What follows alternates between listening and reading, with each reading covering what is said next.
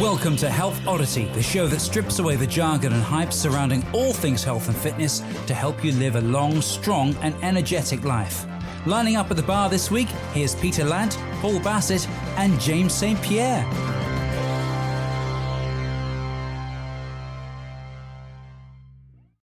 Straight we face. are recording. Okay. Welcome to Health Oddity episode 34. This week we're with the usual suspects plus a very special guest. But firstly, I'll just introduce our usual suspects, which is James St. Pierre. How you doing? I am doing exceptionally well, and I'm very excited to be speaking to our guest this week. Fantastic. And what about you, Peter? Top of the morning to you, even though it's the afternoon. But that might be a clue. So there you go. You haven't got Guinness as well, have you? Are you allowed to do that these days? I don't know. Am I allowed to say things like that? I don't know. I'm struggling to navigate this century, I'll tell you. Okay, right. Okay, we're starting off in this manner, are we? Right, okay. Anyway, we've had some great guests on this year. It's been so fun to do the podcast. Those of you who've been listening to the podcast since the beginning, we're now 34 episodes in. And each week we're starting to get some of the best people out there giving you, I don't know, not only quality information, but people who are thinking really outside the box and living their ideas. So they're not just giving all the talk, they're actually going out there and doing it and performing at really high levels. And this week's guest is no different. We have Fionnbhárr, or Finn, as we like to call him, Toolan. And he is someone I met. Well, it was about the same time I met Peter and James. So back in the SMK in 2015, which is a kettlebell certification that we were doing with Strength Matters. And there was a load of people there that were just really top people. And Finn was there. And I remember you were just smashing the swing test. You were in my group along with, actually, we were all in the same group, I think, being taught by Mark Rifkin, weren't we? So yep. We had a great tutor in that certification and we all got to know each other. But since 2015, and I think it was starting to kick off for you, Finn, that you were entering into Kettlebell Sport. You hadn't started Virtue. Finn's got an amazing business over in Ireland, in Belfast, training loads of people from the city, taking them to very high levels. So he's a gym owner like us guys, training a variety of different people. But Finn is also a world champion in the sport of Kettlebell Sport, or GS Sport, or Giveaway Sport, in 2 different weight classes. And it's a tough sport. Those of you who listen to the Paul McElroy interview, he talked about how tough it is. It is something that I dabble in, but no way the same level as Finn. So I'm going to pick his brains on kind of how he suffers through that sport. But it's a tough sport to excel in. And he does that, and he's setting records all the time. So you were just starting your journey when we first met you, and you're now 5 years in and a world champion. So it's going to be fantastic talking to you. So thanks for coming on. Absolutely. It's been a wild 5 years, 6 years to say the least. And I just want to say thanks for having me on today. It's strange, coming on and you have guys like Dan John and Paul McElroy and Chris Lowe, who you work with, some top guys in their field. And I just want to say thank you. And also it leads me to my second point. Then how has it taken you guys so long to get me on? You've been too busy, mate. We were just talking about that. We've been trying to pin you down, but you're doing too much stuff. Yeah. You kept turning us down, saying you had better offers, I think it was, So this is going to, we've got loads of questions for you anyway. It's a bit delayed here. It's like we're working on international time here. So, I wondered if you could kind of, I know that, going into people's backstory, there's loads of different ways we can frame it, but, you're a relatively young guy. You've achieved quite a lot, in a very short period of time. So I know that you didn't always start as a strength athlete. You didn't always start as a gym owner. So why don't you just give me a bit of background about what led you into this game and kind of where you are in terms of your mindset, what you're trying to teach and how you're trying to impart your knowledge at the moment? Yes, fair enough. So I've been a strength coach now a trainer for about 8 or so years. And my my passion and my love for strength and fitness basically stemmed from my early childhood and right through all the many wins and many failures in sport. Growing up through my early teens, I played football, soccer, and I played Gaelic football. And then later into my early teens, I ran competitive cross country and I ran competitive middle distance for a local athletic club here. Over the past 8 years, I've traveled the world gaining the highest achievements in fitness qualifications within the fitness industry. Basically where I met you guys. And I've had the honor of being coached and mentored by some of the top strength and conditioning coaches on our planet. Dan John, Paul McElroy, Pavel, Mark Rifkin, Steve Cotter, to name a few. And basically, combining my career as an athlete and as a coach, I believe it's given me basically a rare and very potent mix of strength, conditioning, and knowledge. And all of my years of sport have basically, stemmed from all of those many levels of wins and failures. And it's funny you say about me being in that mindset of kettlebell sport. I think some people forget that I ran competitive cross country and I ran that lonely level of sport. So moving into GS, it kind of wasn't as hard as I initially anticipated, to say the least, because yourself, kettlebells are, whether it be hardstyle or gear voice sport, it is quite lonely at times and it is quite challenging mentally, more so than physically, in my opinion. Especially gear voice sport, as Paul McElroy says one time on your podcast, it's like fighting with Satan himself. Well, I know that. I mean, I've just done one. I mean, I'm trained by Paul McElroy myself, and I know that he's worked with you from the start, and at the moment he's your strength and conditioning coach as well, and he doesn't suffer fools. And Peter as well is being trained by Paul, and I've not come up with an excuse that he's accepted yet. But what I do notice is that there is a kind of crossover between that endurance world where you're just knuckling down and sucking up the pain, and that transfers quite well to kettlebell sport, where you are sitting there with two weights bearing down on you for 10 minutes. And I know I'm at a very low level compared to you. I know what it's like just doing what I'm doing, and you're doing it with two 32-kilo kettlebells for 10 minutes, and it's crazy, I can't even think myself into that weight yet. I don't even know how to get there. I haven't even got 232. I've only got one. It's the best way to keep it. 28. So what did you find, Finn? Because I remember once when you came over here and we talked, and I remember you said that you run the Belfast, was it the Belfast Marathon or something, that you went and you did a marathon and you did it in some ridiculous time, like your first marathon. I'm the type of person who does things so sporadically, in terms of, well, I used to be, not anymore. I think I've learned that through many of the failures I've had. Most of the failures that I've had have came through sporadic nature. But I'll never forget the time. It was 2012, and it was the Olympics. We had the Olympics in London, basically. And at the time, I was working in a local leisure centre, being a pool attendant. And it was a Sunday afternoon, and the marathon was on, in the Olympics, the London Marathon. And at the time, I was coming back from an injury, so I was running was very slow. I was just getting back into it, a wee small touch. And I'll never forget the time that I was watching the London Marathon, and I went, do you know what? Fuck it, I could do this. And I had a few years running experience, but the Dublin Marathon was about 9 weeks later or so. It was that Sunday I was watching, so I just clicked on to the Dublin Marathon website on the phone, went and signed up, and then after I was just like, oh, what the fuck have I just done here? And I'll never forget the time that I rang my running coach at the time. I gave him a phone call, and I was like, Mick, I've just signed up for the Dublin Marathon in 9 weeks' time. And he was just like, what are you doing? But I threw myself into the deep end, and I was 22 years of age at that time, and I ran a 2:40 marathon, and I,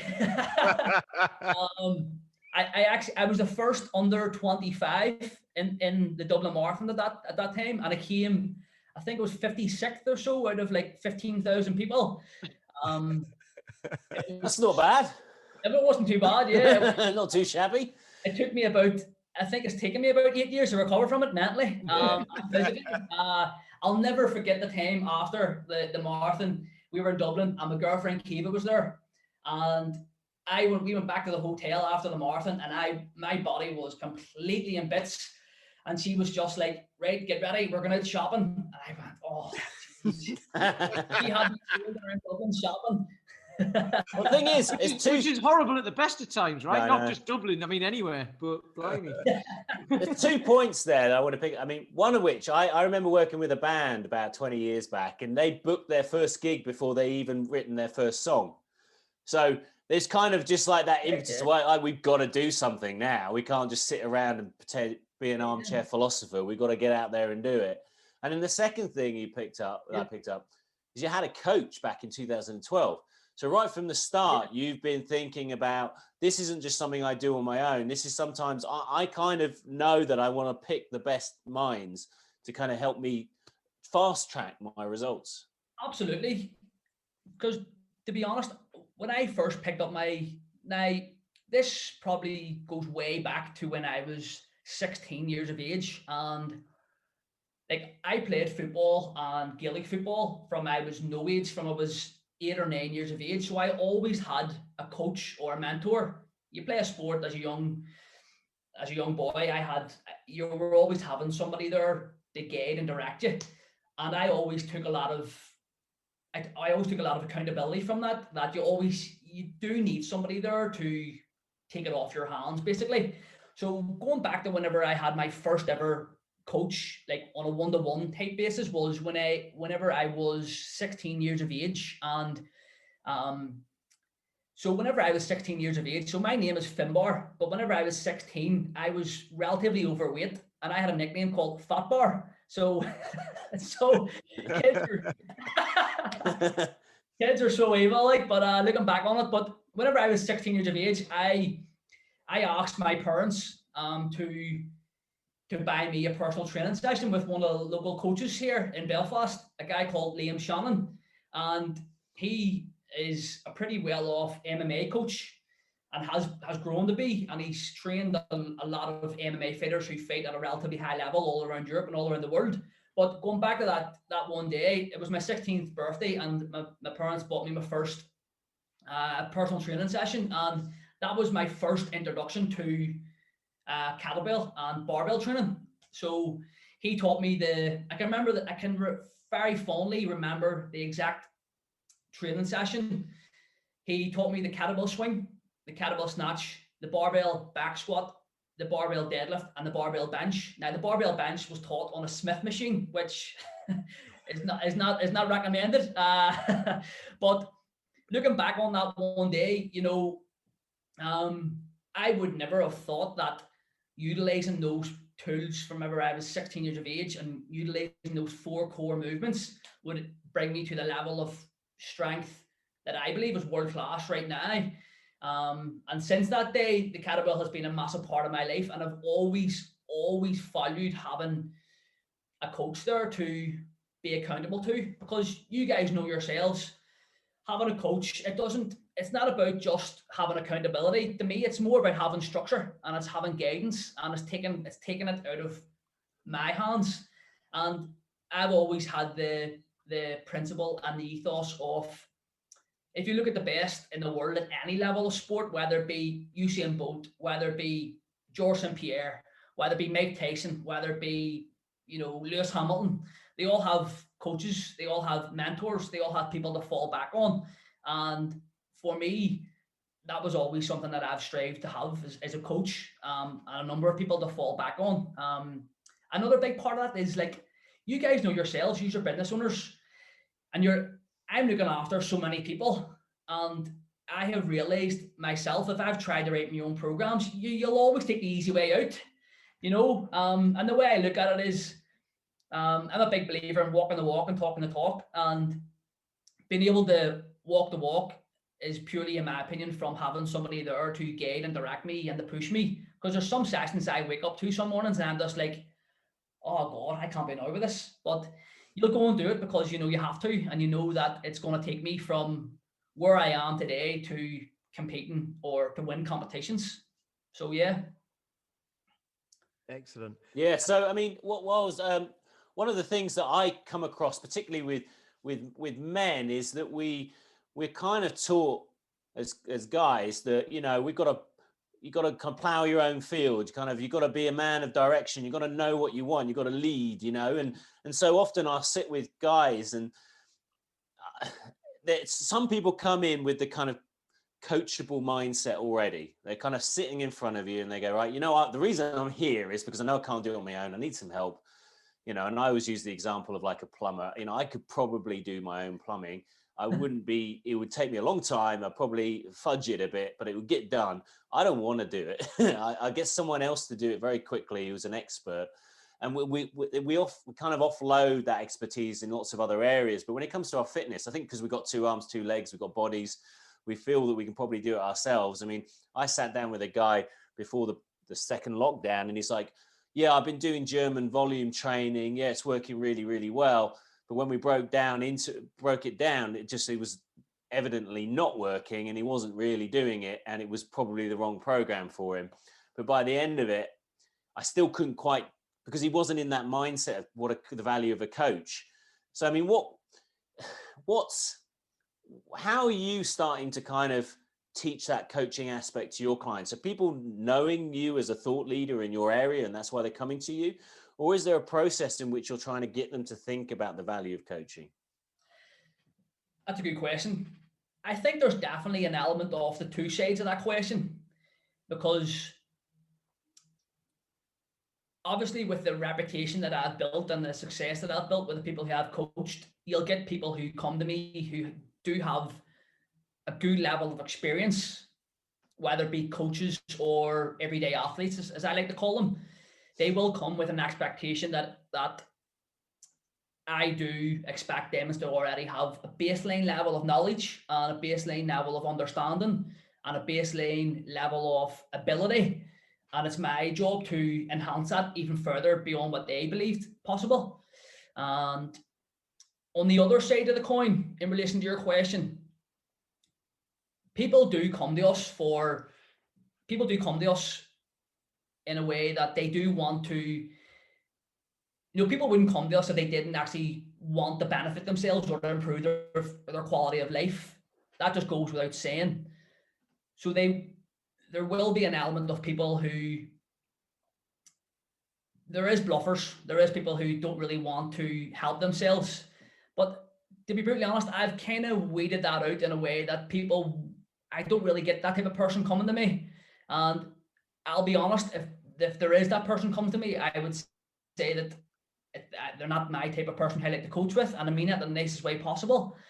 Because ultimately, I only want to work with people who, 1, want to change their life for the better, 2, who are willing to put the work in, and 3, people who are not wanting me to hold their hand. People who are not, you know, people need to be self-motivated in a way where they have to actually put the work in themselves to get where they want to be. Because without that level of self-motivation or self-determination, you know, they're not going to get to where they want to be at the end of the day, and they're going to be banging their head off the wall. Are you finding that mindset, because you see, it's a mindset thing, isn't it? And you could have someone who's a total beginner with that mindset and someone who's quite advanced. So are you getting people turning up to your studio who are like, I've never picked up a weight in my life. I've got a back problem, but I'm in the right zone. Help me.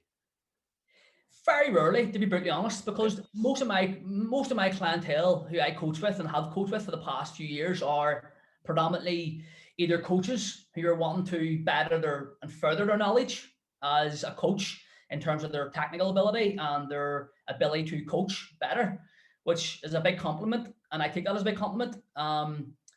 Also, I've found that a lot of coaches come to me because they see that I have coaches and they want to have a further and greater ability of strength and fitness, hence why we all have coaches. And in terms of mindset. I've never been one to kind of really go into that mindset element of training.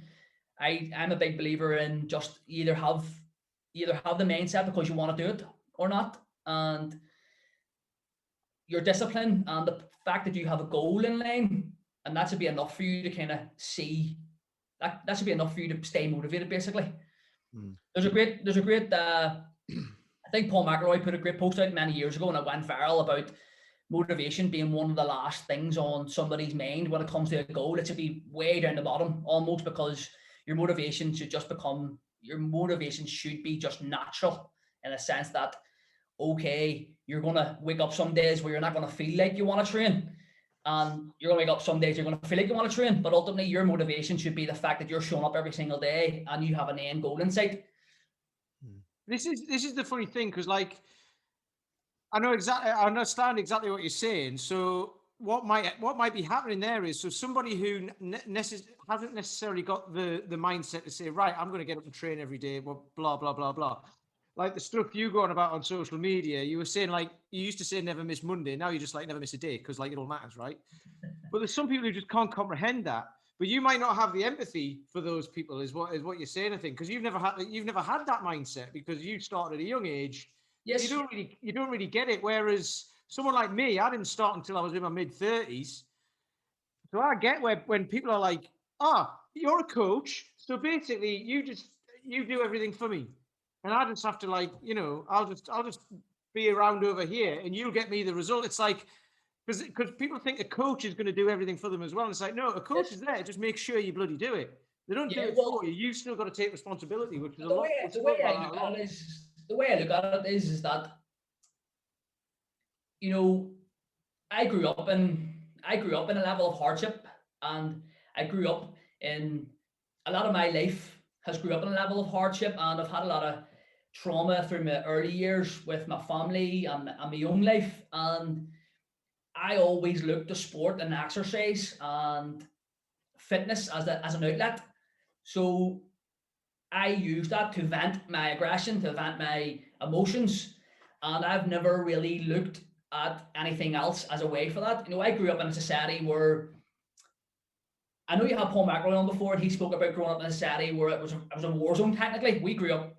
I'm very happily 10 years younger than him, and I'll always make him aware of that. And because of that, I grew up in a different era where I didn't grow up in that war zone that he grew up in. So whenever I was in my early teens, I had two options. It was either go down the lanes of drink, drugs, alcohol and drugs, or go down the lane of playing sport.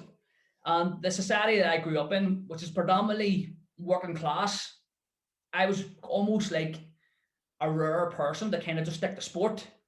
So, and because of the trauma and the hardship that I had with my family and my early teens growing up, I use sport as a means for me to kind of vent all of that. And that mindset that I had, I do expect people to have it to a certain extent, and I do empathize with people who don't have it. And it's took me a while to kind of come around to terms with that, because I know people, I think I don't want to fall in the trap of expecting people to have the same mindset as me, because ultimately I know people don't, but I do expect people to seek some sort of hardship in life, because ultimately it does make you a better person, and it does make you a better athlete, and it does help you improve your level of strength and level of fitness, because ultimately it is a reason for you to change. And it is that type of... There's this funny thing. I mean, the more I did research into strength training, the more I kept ending up in Belfast or in Ireland, you know. I ended up, there's so many people that seem to be at a high level of strength, and there seems to be a lot of outside the box thinking. I remember when we did the SMK, loads of you guys came over for the weekend. And obviously it's people like Paul, everyone is trained in his gyms, you know, and we often think of like the Scandinavians being the Viking warriors, but there's so much strength training going on over where you are at the moment. What do you think? Do you think it's something to do with the hardship, or is it just you know, like Liverpool back in the 60s had all those great musicians. It's just like vibing off each other. Do you think it's just that it's just like everyone's just like, once you get a certain base level of a skill, you start getting a bit of an arms race, and people try and do better than each other. Yeah, well, you got to look at it in that way, because obviously Belfast has notoriously been, it has had a high amount of hardship in the 70s and 80s and the early 90s. And as I say, people will look at people will go one direction: alcohol, drugs, violence, or they'll either vent their frustrations or their emotion to fitness. And I think the people who do vent go down that direction, in the right direction, in my opinion, of health and fitness and improving their strength and improving their endurance.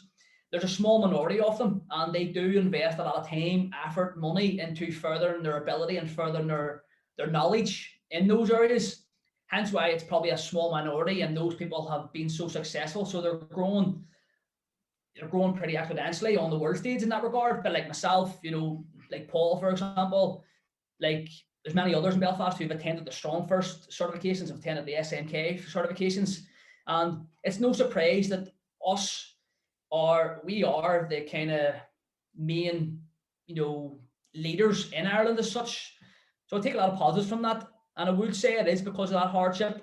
I'm different. I grew up in, I'm 30 years of age. I grew up in the early, I was just tipping on the millennial stage. So I've grew up in a different time zone or different era than many of the people who are much more older than me, who still are to this day a lot more experienced in the industry than I am. So I still have a fair bit to learn in that regard, but I'm still just keeping my head down and working hard in that regard. It's interesting because I think probably you're the youngest guest we've had on out of the 34. I can't think of anyone younger than 30 that we've had on. So, but you're so, committed and single-minded and I don't want to use the term motivated, but, kind of dedicated and committed, And I think it's interesting because all the guys that you train and because you are this certain way, I think it's very true in this industry and probably in any industry, you attract people to you that are kind of that like you and that want to be like you and that are kind of drawn to the way that you train and the things that you do. So all the kind of people that you share their stories on your social media and that sort of thing, they're also very committed, very dedicated individuals. I know you have lots of people who do like the tactical strength challenge and then go on to do certifications themselves. And you've got, rugby players and, all these different players and things. So I can see that you're really attracting people to you and creating that community of like-minded people, aren't you? Different to the way that I might do it and Paul might do it and Peter might do it, but you've got that niche where you're working, haven't you? And your people are drawn to you because of that and what you're doing. Absolutely, and I take a lot of pride in that, because I don't like to spend my time with time wasters as such, and I think that kind of comes across in my message and the people who I am working with and the people who I've promoted as such. I like it's kind of funny because most of the people that I coach as you say, they're very similar to me. I see myself as I'm a bit of a glorified loner in that regard. And the people who I coach are very similar in that they just love their training. They use it as an outlet. I'm very busy with my business and so forth, but training is my only form of outlet. I still this day, I don't drink. I would have the odd bottle of beer now and then, one max. Hands on my heart, I've never taken a drug in my life. I like to, I just like to chill out. I'm very, very private in that regard.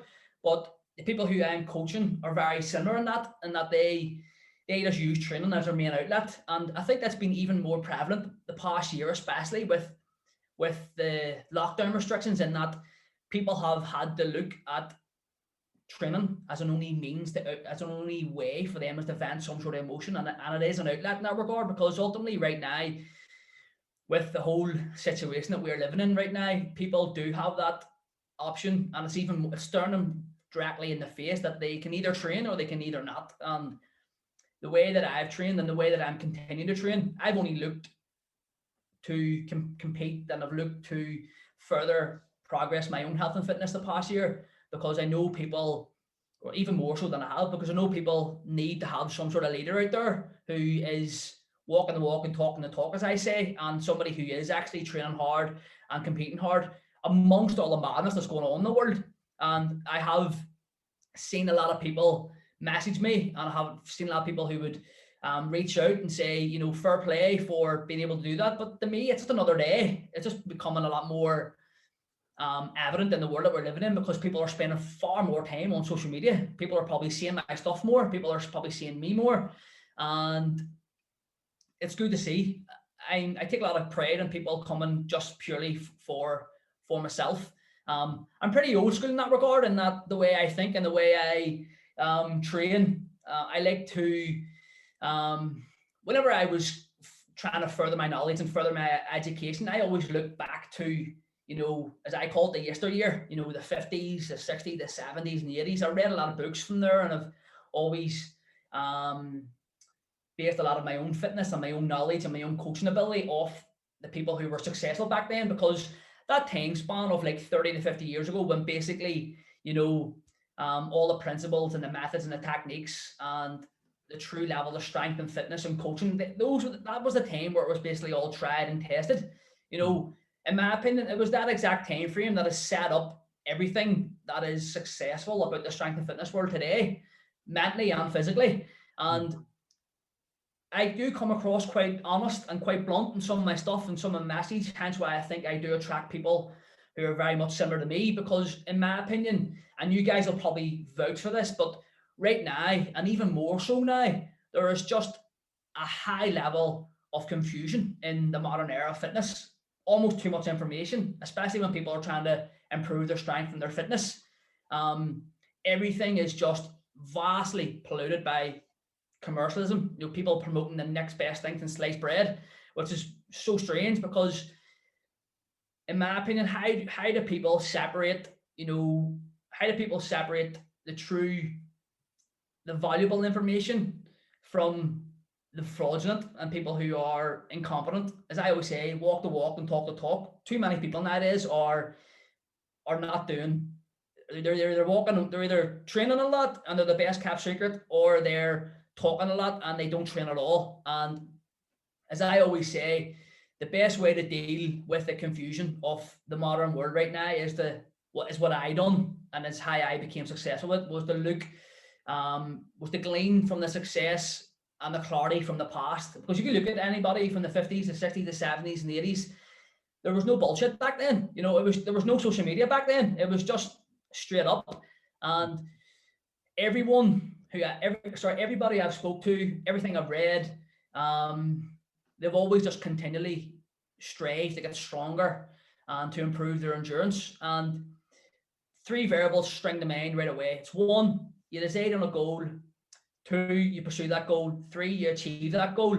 And no matter what the set outcome, it always takes a 360 turnaround back to what separates the best and the best. And that's ultimately strength and better endurance. And in my opinion, strength has always been the master quality, and improving your endurance in that regard too, because whenever you invest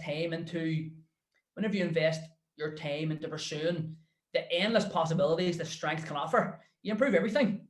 You quite literally everything improves, as well as your endurance. You know, your quality of life improves, your athleticism improves, your mindset improves, your body's ability to recover improves. Everything improves whenever you seek to put yourself in hardship, whenever you seek to put yourself through a specific goal. And I think that is starting to come across a lot in my message, and even more so over the past year, because I've just continued to, no matter what, we're living in such a strange time, no matter what, I've just sought training as a massive outlet. And referring back to that coaching element of it, I wouldn't be where I am right now with my strength and fitness if it wasn't for my coaches, because ultimately, if I was not gleaning off them guys, I would probably be in a bad place. You know, we probably all would be. And most of the people I've been speaking to a lot over the past, year, they've all came to me and they've all said the exact same thing. They have no direction, they have no purpose, they have no structure, they have no accountability, they have no real meaning with their health and fitness. And I just throw it right back at them and say, that's your own fault. You haven't took action. It may sound very blunt. It's truth, isn't it? And it may sound honest, but in my opinion, people need to be told the cold hard truth nowadays. Ultimately, people need to be told the truth, and I think people appreciate a lot for it. I think people appreciate the truth and the bluntness a lot better, and I think that comes with me as a person, because as I grew up, I was told things straight. I think it's with the Belfast thing, or it's an Irish thing, that you're told things straight. This is how it is. It's either black or white, and you can take it as it is. And I think that's coming across in my message. It comes across how I coach. All the people who I do coach will vouch for that. I just tell it as it is. Yeah. Because the thing is, it's funny. Sorry, go on. We all three of us wanted to ask a question. You go first, Pete. Pete. Well, thank you. No, it's funny because like one thing you said was trying to get through all the crap that's out there in the industry as well, which is exactly what this podcast tries to do. Yeah. By the way, that's why you're here. Subscribe. It's one of those things. It's like we're trying to give over information to people who don't necessarily know what to look for, and say, not like this is the way to do it, but here's some ideas and here's some people who you want to listen to because they know what they're talking about. Yeah. James. But guys are sorry. Look at it this way, Yeah, no, but I find it quite refreshing because I'm 30 and majority of my clientele are anywhere between 25 and 40 years of age. So, and many of the coaches who I coach are actually younger than me. So it's refreshing to see that my message is translating and it's people are actually taking it on board and it's starting to come out because yourselves, social media, I'm guessing whenever you guys were 30, social media wasn't as prevalent, and right now there's many. It didn't exist, mate, when I was. Didn't exist. What are you saying? I'm older than the internet. It's so strange because,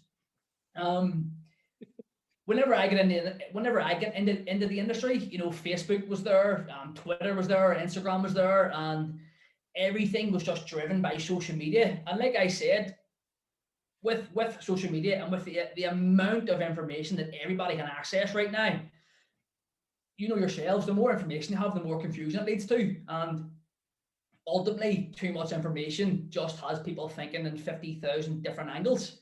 Where I don't think it's necessarily too much information as well. I mean, that's a major thing, but there is misinformation out there that people will sell stuff on the back of. They'll blatantly put out misinformation, and there's very little comeback. There's some people on Instagram, whatever, who've been fined and sued and all of that. But it's compared to the amount of people who are out there doing it, it's very, very, very, very small percentage. So there's people out there who are just making millions out of flogging crap to people, and they know that message. They don't believe it. They don't live by it, and they know it's not necessarily true, but they've got to do it anyway because they've built that. They've built that into their social media, so they can't get out of it anymore. It's bonkers. Well, it comes down to two things: commercialism and capitalism. Commercialism is just driven by the amount of stuff that people are putting out information-wise on social media and advertising, and then on top of that, people are just making a shit ton of money. You can't fault them for making money. That's all well and good if you're selling a product. As far as I'm concerned, if you're selling a product, right, people can buy it. That's fine. But when you're dealing with people's health, that's the huge problem that I find. When you're dealing with people's health, it can cause huge problems, and there's no repercussions. You can ruin someone's life by giving them the wrong advice. Absolutely, and the way I look at it is also, I think people in general aren't stupid. People aren't. When people spend money into things, they are gonna, you buy cheap, you buy twice, as I like to say, or if you don't spend the money, you're not going to get quality. Ultimately, people will make mistakes where they will spend money and their investment won't match the outcome ultimately when it comes to investing in a coach. But I think people are starting to see the light, and I think people will spend money on certain coaches, and people will eventually finish a specific program or finish a specific product, and they will ultimately see the light at the end of the tunnel, whether it be success or not. But it just boils down to this, people aren't stupid. People will see the truth for what it actually is. And I think those coaches out there, I'm not going to start belittling people, it's not my form, but ultimately, I think the lifespan of those coaches who are just out there for the money, it's not, their lifespan in the industry is going to be very, very, very, very short. You got to look at all the top coaches in the world right now, and they've been around for many, many, many, many years. And why is that? It's a results-driven business. So you look at the likes of Paul McElroy, you look at the likes of Pavel, you look at the likes of Dan John. Why are they in the industry right now is for so long, is because they've had so many, many results. And the biggest flaw, in my opinion, with the industry right now is that you guys know yourselves, there's endless amounts of people coming into the industry on a daily basis. There's new coaches being churned out week by week. And I think the biggest flaw within the industry right now is that people are focusing too much on becoming good at business rather than becoming good at being an actual coach. Because ultimately, okay, yes, business is a massive part of you being a success ultimately in your own business, but if you can't teach somebody how to hinge, if you can't teach somebody how to squat, you're not going to get the results you're after. And then it goes back to what I said a few minutes ago. People aren't stupid. People will see the light at the end of the tunnel. And my best advice for anybody coming into the industry right now is to get good at get good at being a coach, and let the business side of things take off, come after. It's only been the past year that I've took on a business mentor, and I've been in the industry now for the past 10 years, so most of my success has been based on just helping people improve their own quality of fitness and through referrals. So it's been interesting in that regard. I think we could distill this down. I mean, it's one thing that you have to bring as a client is a desire to change and a desire to do the work. But unless you're willing to, the only shortcut in the industry, and I think that you can get as a client, is to invest in someone else's knowledge. Absolutely. Because otherwise you're going to have to spend, I would have to spend many, many, many years acquiring Paul McElroy's knowledge, or I can just, impart some cash, bring my A game, bring my A game in terms of wanting to achieve the goal, and then letting his programming do the work. Okay. I have to show up. I have to believe it. I have to eat according to the program. I have to do the reps. But, I can probably work out the best route myself, but it might take me 10 years. I don't need to do that with Paul, and that's why they're coming to you. It's like, it is a shortcut using a coach, and it's the best kind of shortcut because you also educate yourself in the process. And you may fast track your own educational process, and you may make better choices and become a better coach or better individual. Absolutely. It's, my coaching knowledge hasn't, my coaching knowledge has improved massively from the past nearly 6 years that I've been with Paul McElroy as my own coach. And I use a lot of his principles, a lot of his methods, alongside many others as well, and have my own spin on it. And yourself, you're coached by Paul. It's so simple, and it's so. I don't mean to undermine it in that way. He'll probably hate me for saying that, but the way he programs is different level, but it's also quite simple. And I'm not trying to contradict that in a way. But you get the plan through, and you go, oh, of course it's that. When you look at it, you go, yeah, of course it's fine. I'll try and guess what it's going to be, and I'm usually right. I'm like, usually right. What are you doing for? I'll just do it myself. But then suddenly he'll change the direction a little bit, and you didn't expect him to go. You expected him to go right, and he went left. Yep. And that's the interesting thing. And also, he expects a video from me, and he expects me to show up. And he also won't, like I said earlier, take any excuses. I tried to convince him my legs were too long at one point, and that's why I wasn't deadlifting very well. I'm coming up with some other ones. I'm working on them. Yep. But today he had me doing 25 minutes of snatches, which I didn't I didn't mind. I could do it. I mean, if I look back in the past, I mean, it wasn't 25 minutes in one go. I mean, that would kill me. There was rest in between. But you know, it was after jerks, it was after squats, and the volume of training I'm doing now, I would never envisage for myself. Yes. You know, I wouldn't have thought that I had the capacity for it. You know. Yeah. I think it refers back a fair bit to what we were speaking about earlier there in relation to people are attracted by people. But me and Paul grew up in basically the same place. We grew up in West Belfast. It's funny, obviously everything's separated by north, south, east, and west. But if you've come to Belfast, literally, if you go to North Belfast, West Belfast, the east and the south, it's literally like going into four different areas completely. But we're, you know, me and Paul grew up basically in the same community, and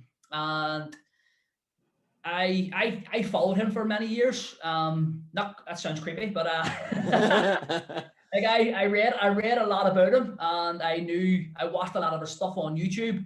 But it was funny how we kind of crossed paths and how we initially started coaching, or how I got into GS. It was back in 2015, and I was basically at a crossroads with my running, and I was almost just falling out of love with it.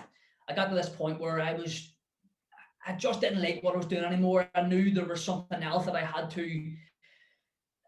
just didn't like it anymore, what I was doing. I was running just for the sake of running. I had no drive, I had no path. As I always say, I had no purpose with it. I was just running for the sake of running. Probably very similar to the way people nowadays are just training for the sake of training. And I always knew of Paul McElroy, but at the time I was coaching alongside a guy called Paul Murray, who actually gave me my first opportunity as a kettlebell coach. And Paul Murray was, at the time, part of a very small group of people who were basically, as I like to say, Paul McElroy's like guinea pigs. Because at the time, Paul McElroy was starting his own like kettlebell club, and he wanted to take people from having a very baseline knowledge of kettlebells to competing on the world stage. And that was, so there was this one day where I was in the gym and I was training, I was doing hardstyle kettlebell snatches, and in the corner of my eye, I seen the 5 guys going into like the depths of hell with a 16-kilo kettlebell doing this GS training that Paul had prescribed to them. But I was looking at them going like, and these guys were like 85, 90, 100-kilo guys, and they were being tortured by a 16-kilo kettlebell. And I was looking at them going like, I could do that, no problem. But it was my stubbornness and my blunt arrogance to be like, no, I'm not going to give this a go. And Paul Murray, funny enough, he says to me, you should give this a rattle. You know, with your endurance background, with your ability, with your technical ability, with your hard style, and with your mindset and with your determination, you would be a world champion. And I was just like, I laughed it off, you know, eating my words now at the minute, like, but so I actually messaged Paul McElroy one day and I says, I've never spoken to him before, Paul, I've never spoken to him before. And I messaged him saying, I want to be a part of this. And he gave me a shot. 6 months later, I was competing on the world stage in Dublin, in the World Championships, and I haven't looked back since. But I think me and Paul work very, very well together because we're both of the same mindset. You two guys are coached by him. He takes no shite. He just expects you to do the work, and if you do the work, you'll see the success and you'll see the results. And he requires you to be self-motivated. He requires you to be self-disciplined, and that's exactly the way I require the people who I coach. So we'll work hand in hand. And as I say, it kind of falls down to a very, very, very basic human standard. And that is something that my parents always instilled in me as a child. And that was treat people the way you would like to be treated. And as what I say is coach people the way you would like to be coached.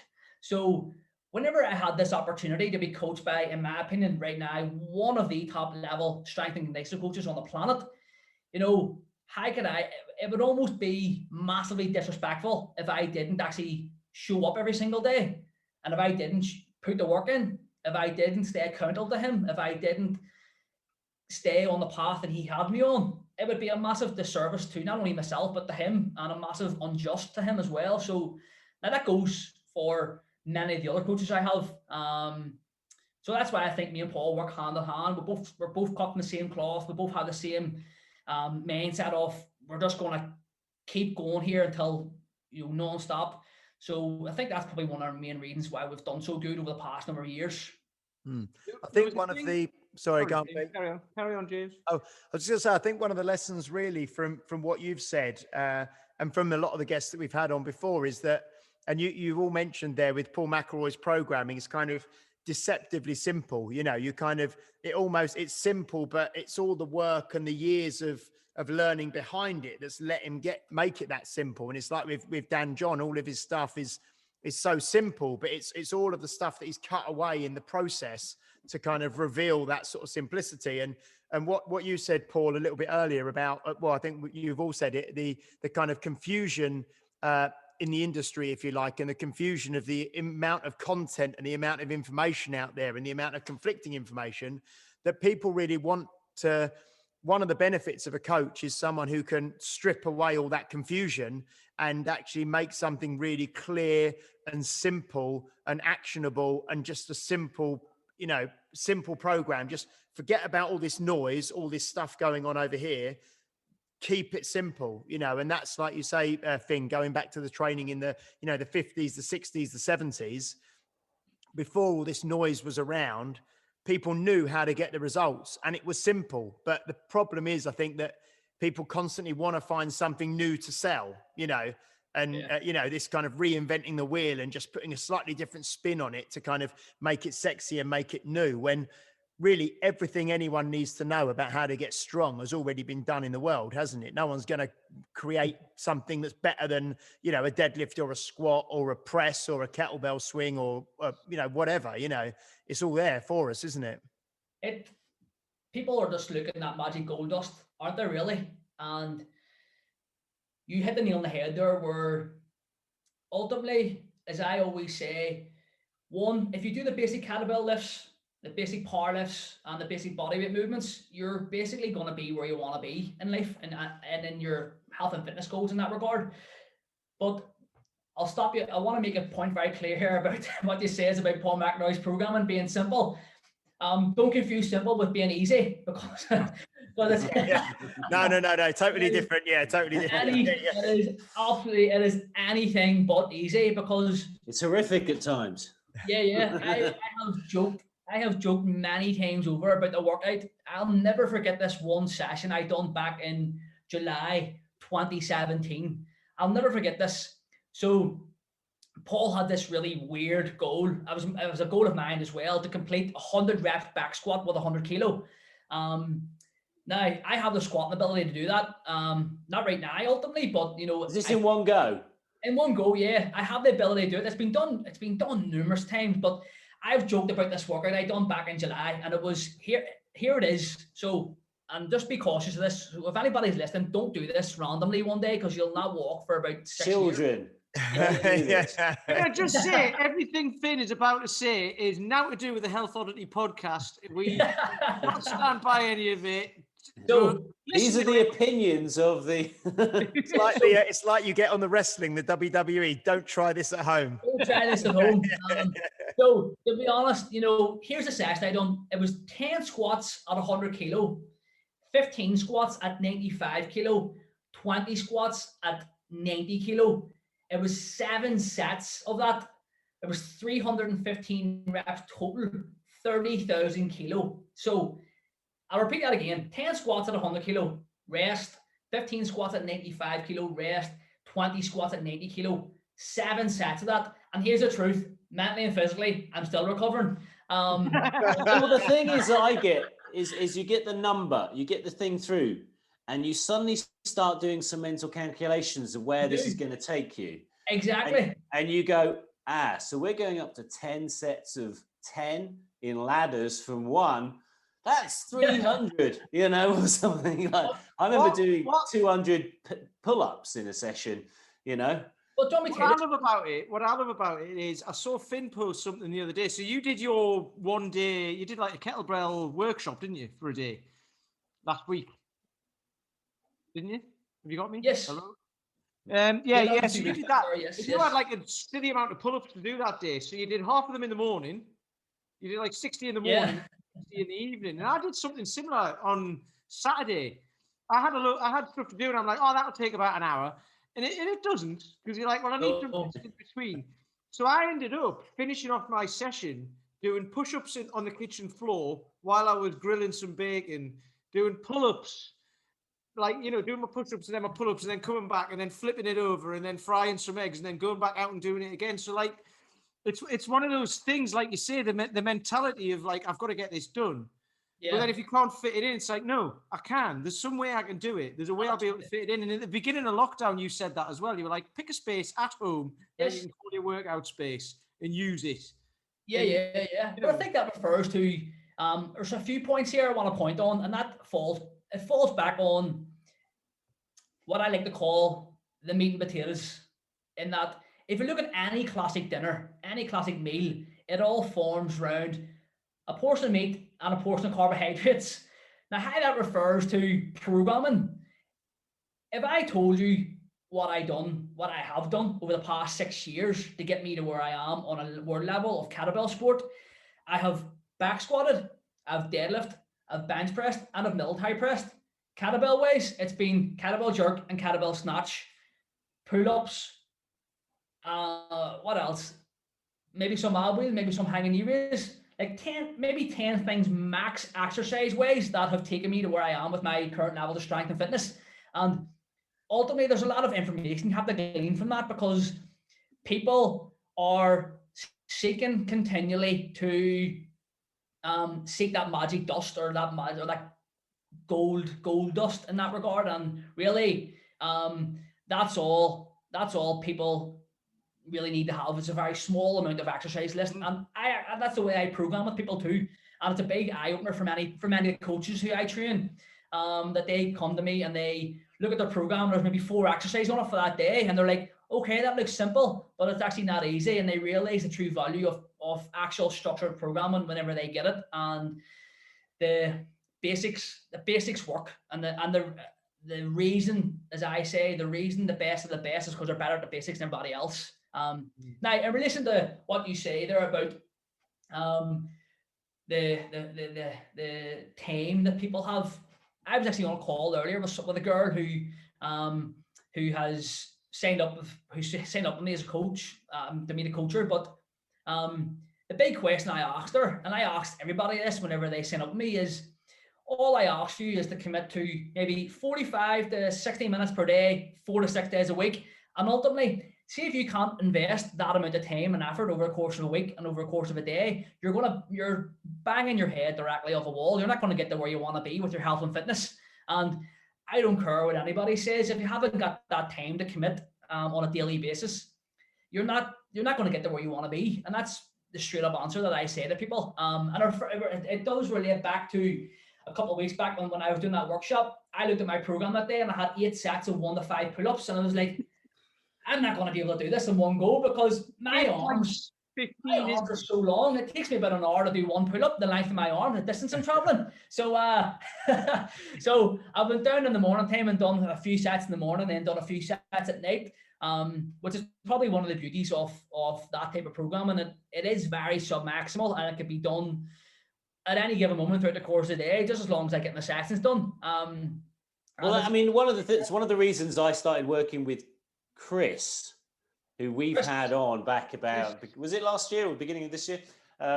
Because one thing that programming does do, because of the sheer consistency, is you suddenly realize, and you have to make a decision, is that if you want to hit your goal, then you've got to recover as well as you train. Absolutely. Because if you don't, and particularly me, I'm like a 41-year-old guy. I think I recover pretty well, but I wasn't recovering when I was getting to that point where I made a transition from doing just normal training, just getting a bit stronger, because I suddenly realized how weak I was, to suddenly doing more GS specific stuff. And for those people listening, I might tell people exactly what GS Sport is, just so people know exactly what Fionn Yes. has done, and then why it's such an achievement to become a world champion, is that I suddenly realized that the weekends I was just crashing and burning, and I was just totally knackered, and I needed to eat better and feed that, because the kind of volume you're talking about, you know, it needs to have a recovered body to go into it consistently, so it is within your comfort zone. So you started working with a nutritionist to make those changes in your own life as well, didn't you? Absolutely, yes. I've worked with a few nutritionists in the past. A guy called, the first nutritionist that I worked with was a guy called Paddy Joe Black from Belfast. He was brilliant. He really opened my eyes to what nutrition is, because I personally always found nutrition very boring. I think I grew up where I was just eating when I wanted, what I wanted, basically. But I did appreciate the true value of what nutrition brings to your overall ability to perform on a daily basis. The main reason I initially started with him was because I was moving up. I wanted to actually put weight on. So I was trying to build muscle and build mass. At the time when I first started, I was like 69 kg or so. And I got myself up to like 75 in the space of a few months, but it was healthy. It was a healthy increase. It wasn't like I just put on a load.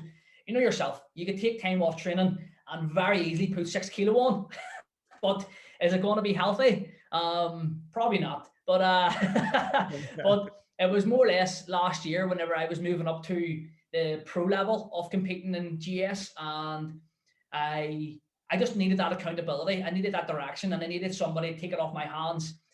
Because personally, I work best from basically just being told what to do. So like, go and do this, do it at this time, and just get it done. And that's how I've always worked. It's kind of how I'm programmed to do. So it worked best for me. So I worked with a guy called Chris Lowe last year, and he just opened my eyes on nutrition, the timing of nutrition on your week in terms of before your training sessions, after your training sessions, the basic breakdowns of carbs, proteins, and fats. The big thing for me was that even though I had succeeded already quite well in GS in terms of the competition, but my competition day nutrition was terrible. I think I was just fueled on adrenaline, to be brutally honest. Fueled on adrenaline, fueled on coffee, fueled on rice cakes and bananas. But I just knew that I was leaving so much reps and so much potential out there on the platform that I needed something else.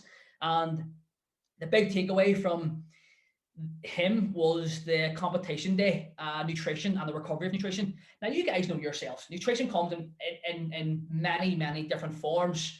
It comes in recovery comes in many forms. Nutrition, sleep, period recovery or basic deload weeks in training, massage, sports therapy, things like that. But I always knew that basically I always had that mindset or that ability to know that the greatest strength and performance gains can only be achieved when periods of hard training are alternated with periods of easier training, and utilizing the correct recovery methods, and that's through nutrition, through sleep, through massage. And I just knew that that working with a nutritionist would step it up and that's take me to the next level. And it's changed my whole outlook on nutrition basically the past year. So, just quickly, how much rest do you get? Because you look at your profile, your social media, which wasn't around when we were kids, but there you go, your social media profile, and it looks like you're just at it all the time, right? It just does, doesn't it? But how much rest do you actually get? Because this is what people think, like, oh, I want to train, I want to get this, I've got to like put hours and hours and hours in. You know, how long is your average training session, and how much rest do you get during the day? Not like, and I don't mean like, you know, sitting down doing now, because you've obviously got a business to run and all that. But how many hours a day are you not training and focusing on recovery? Do you know what I mean? So my basic, I would train 6 days a week. 3 days kettlebell, 3 days barbell. My barbell days are undoubtedly the longest days, where my kettlebell days are pretty competition specific in that right now I'm competing in pentathlon, which is basically, for people who don't know what that is, it's it's 6 minutes of 5 different exercises with a 5-minute recovery. So I'll complete 6 minutes of cleans, 5 minutes recovery, 6 minutes of clean and press, 5 minutes recovery, 6 minutes of jerk, 5 minutes recovery, 6 minutes of half snatch, 5 minutes recovery, 6 minutes of push press. So that's a competition set. It was created by Valerie Valorenko. But not with like a 6 kilo weight, is it? It's like with what weight are you going to be using in the competition? So in the competition, I would use, the beauty of that is that I can use 5 different weights, and with each weight, so for example, if I use a 40 kilo, for every rep, I would achieve a certain amount of points. So I think a 40 kilo is, for every rep is 4 points, where if I use a 24, it's like 1.5 points, just for example. But my last competition where I won the worlds in that, I used a 40 kg for the cleans. I used a 28 for the clean and press. I used a 30 for the jerk, a 30 for the half snatch, and a 28 for the push press. But referring back to Peter's question, my training barbell days, they usually last about 2 hours, 2.5 hours. My competition day, my kettlebell days, they normally last about an hour and 15, hour and a half max. And it's not like I'm messing about those during that time frame. It's quite hard. I think my body's just adapted to working for that amount of time now. My body, it's not like I'm going from basically doing nothing to doing something all of a sudden where your body's going to break down. You know, for example, if I went out and ran for 2 hours, I'd probably not be able to walk for next week. Where my body has just hardened and my body has just toughened to training for that amount of time, and has done for the past number of years. Recovery ways, I put away some amount of calories, to be brutally honest. I love food. On my downtime, my downtime is basically at nighttime. I have a cutoff. I stop doing all the work on my business. I stop basically being on social media around about 7 or 8 p.m. and that's where I just chill. I'd watch Netflix. I'd watch a film with my girlfriend Kiva. I sleep like an absolute legend, as I like to say. And I think the beauty is, I think you have to remember this also. I'm 30 years of age. I have no kids. I just have my girlfriend. We have a house, and she's very supportive of everything I do, and she trains herself. So recovery just comes for me in a way where I just kind of take it whenever I can, basically. And I like to chill out, watch football. I like to drink coffee. I like to chill out in coffee shops. I'm very easy. I'm a bit of a I'm very easily led. I don't like high end lifestyle around any kind. I'm not all about go. I'm just very chilled out. As I like to call myself, I'm a glorified loner. Once I train, I come back and I chill out, I eat, I do some work on my laptop, I watch some TV, and I repeat that process on a daily basis. And really, that's it. There's no magic ingredient. Same as me. But the reason why I asked that question is because, like some of the listeners and people who I've spoke to, they think they need to train for, like an hour a day, 6 days a week is a lot for most people. Especially like you say, if you're running and stuff like that, it's like lots of impact, lots of pounding, what have you. There's nothing wrong with that if you can do it. But if you're in your 40s and 50s and what have you, it's gonna, there's gonna be things happen. And so like people like look at that. You might be like you say an hour and a half a day, 3 days a week, and 2.5 hours or whatever. So people might look and think they need to do an hour and a half a day or 2 hours a day or whatever. But that's for an elite level athlete. You're a world champion, right? And that's to become you. Which is bonkers, so that's like that. If that's what you want, then fair enough. But if people think they need to work out 2 hours a day, that's the kind of goal you're looking at, isn't it? So half an hour a day, 45 minutes a day, 3-4 days a week is going to get most people to where they want to be, especially if they're doing nothing at the moment as well. So it's just I try to rein people in, because they think they need to do too much, which stops them doing anything. And it's like, right, well, just get started by doing a small amount, like we say, go for a 10-minute walk or whatever, all of that. So that's the reason why I asked the question, just to try and get across exactly what you have to go through to be elite, and then just like work it back from there and go, well, I don't want to be elite. I want to be somewhere like, you know, 10% of the way there would do me. Okay, do 10% of the training. I saw Guillaume. Sorry, Finn. I was just going to say I saw Guillaume the other day, and when I see him, we occasionally say, "God, did you see Finn's workout yesterday?" And you did one. You did like I think it was 10 sets of 5 deadlifts at about 130, 10 sets of 5 back squats at 100 or something like this, and then 10 sets of 5 like overhead press, I think it was. And we were like, God, how long must he be training for? I said to Paul after we did the podcast, that's when I said to him, I was like, I want, because he got in touch with me anyway on Instagram and said, like, you know, I can help you out now. So anyway, and I said, oh yeah, because I know Finn, you know, and you've been training him since 2015. I met you at the level 2 in 2015, I think. Level 2. That was with Dan John. That was great. I suppose, yes. But I said to Paul, I was like, he was a skinny little kid. He was a skinny little 25-year-old kid, right? And I said, and you've been training him ever since then. I'm watching him now, and it's just like, I'm like, Jesus, why can't I do that? So I was like, right, you're going to be my coach as well. Well, again, yes, it all just goes back to where basically you've had Dan John on the program. He just says, stick to the program and show up every single day. And if you were to ask Paul, what makes me like me in this regard, what makes me be where I am with my strength and fitness, I would probably put $1 million on it. He would say the fact that he shows up every day and the fact that he sticks to the program. And I must be one of the weirdest people. I think it's probably my OCD in that everything that Paul says, tells me to do, I do, literally. And there's really no secret ingredient around that. It's just, he rates me out a program and I do it every single day. And really, that's just it. You just, you follow the damn instructions, as they say. You just follow the instructions. Yeah. Yeah. And another great quote that Dan John says one time was, plan the hunt, and assess the hunt. And in my opinion, people spend too often planning it and then never actually do the hunt or assess it after. But just following through on that has been the big plus for me. But it's been a big lesson for me the past number of years. I think I'm finding that my body is starting to, I think I have the skill level there. I don't feel like I need to really train as hard and as aggressive I did maybe 3-4 years ago. The skill levels there. So it's just about maybe just sharpening the blade every so often and refining just tapping into the endurance side of it and just building it very specific to come into a competition.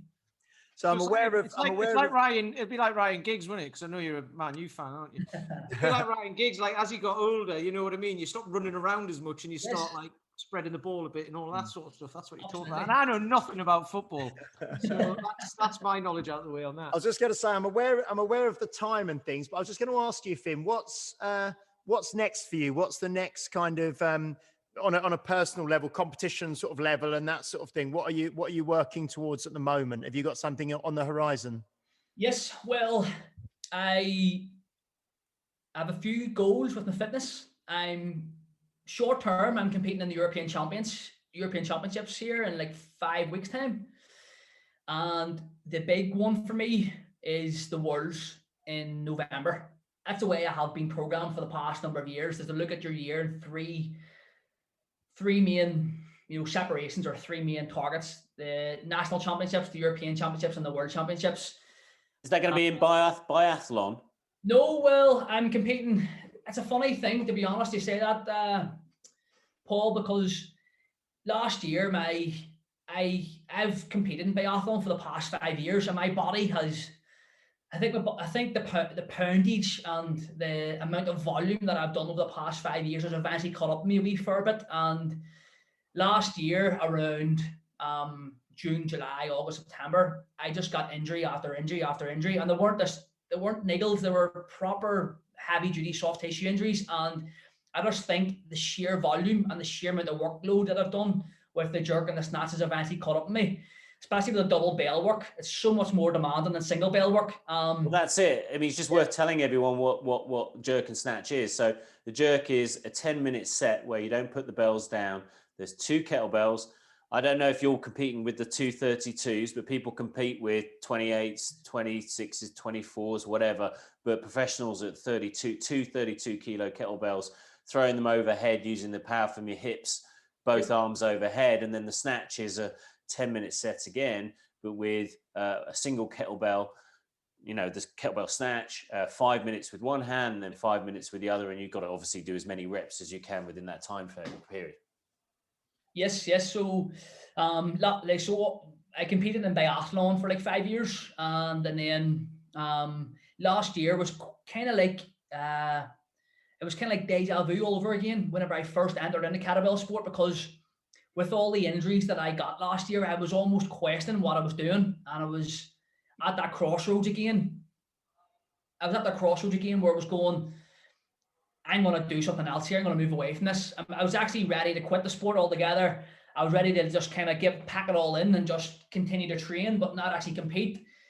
Almost very similar to whenever I first started in kettlebell sport, where I was at that crossroads with running. I was either you go one way or you go the other. And I entered into kettlebell sport, but last year I had a few very bad injuries. You know, I tore my right hamstring. I had a minor strain in one of my vertebrae in my back. I tore one of my intercostal muscles, and this all came down in the space of like 4 months. So it was one thing after another. And you know, when you're injured, you kind of go into like a level of depression. Because you're so used to training all the time. When you go into injury, you start thinking about things. You're like, it opens up different channels in your head where you're going like, what the fuck am I doing here? Really, is this just, does the risk outweigh the reward or whatever? So I was at those crossroads, and I just realized that all of my injuries stemmed from doing double bell work. Not directly, but I think that was one of the main causes of it. So I was at those crossroads where I can either continue to train and compete in kettlebell sport, or just continue to train and not compete at all. So the pentathlon world championships were in November. So I was just coming back from injury, and pentathlon is single bell work. And you know yourself, single bell work is so much more easier than double bell work. And it was multi-switch. So I was just like, I need to find the enjoyment factor again. I need to find the love again in kettlebell sport. Because ultimately, if you haven't got that love or that joy or that enjoyment factor of your training, especially when you're doing kettlebell sport, which is hell, to be brutally honest. Some days I was going like, what am I doing here? How am I enjoying this?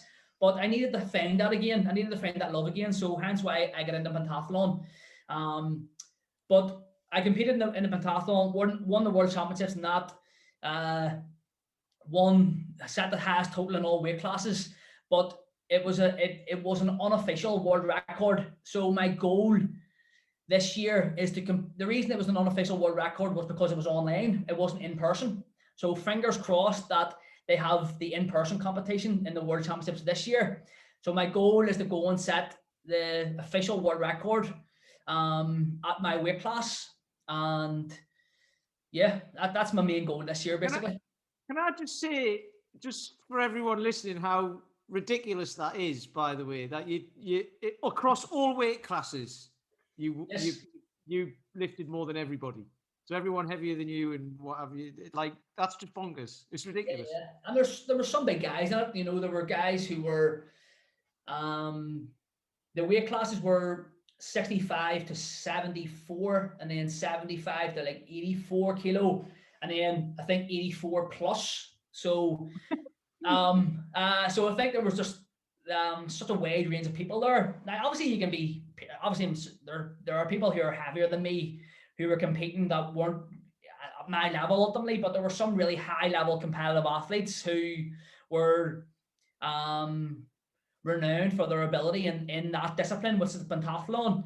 But I just walked in and just gave it my all and just walked out again champion. So it was kind of but that just comes down to like the gym on your own as well, right? So you were just on your own in the gym doing it.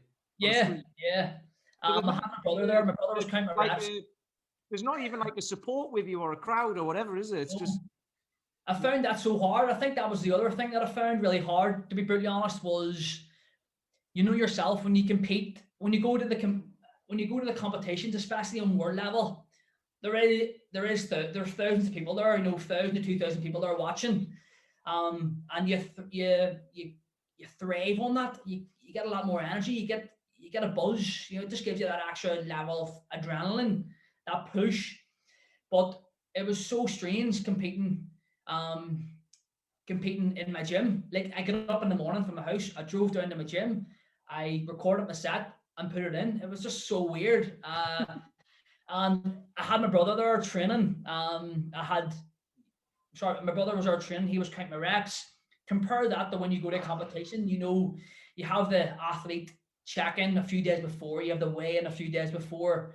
You have the whole warm-up area when you go to competitions. You have you have a judge there judging your set. You have a head judge who's adjudicating the whole flight and such of like when you're competing. You have the after buzz of whenever you've walked away and people are congratulating you and people are talking. You have the community element. It's just been strange, but I think that was one of the reasons. Another reason why I was ready to throw the towel in and ready to throw the head in, because I thrive on that competition side of things, where you go to that, where you're going away to somewhere where right now I was just waking up in the morning in my own house and going down to the gym to compete on a world level. It was strange. Well, it's probably a good time to end the chat. Look, I mean, that was a really, really insightful. It's kind of gone in some funny old directions, actually, which I didn't really expect for this. So it's been really fascinating for me, because obviously I'm really interested in the sport that you do and your kind of experience. So it's been lovely to hear that. But also, I think from anyone else who's listening to this, just getting to understand the value of the coach, and also understanding the mindset that you need to bring to the table in order to really achieve your goals. I mean, I was having a chat with my wife this morning about she's done some courses with Tony Robbins and things like that. And one of the questions apparently Tony Robbins gets asked is, you like this all the time? And well, he's like, it's a silly question, because of course he is. It's not like he goes on stage and he's like always hyped up and then he sits back and just eats a bag of crisps and watches Netflix all day.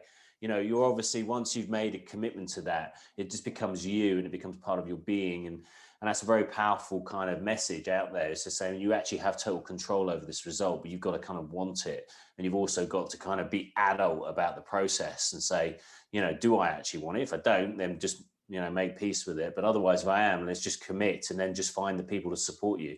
And obviously you're doing that for your clients as well. So how can people find out about you? How can they kind of get to know you? Are you looking for clients at the moment?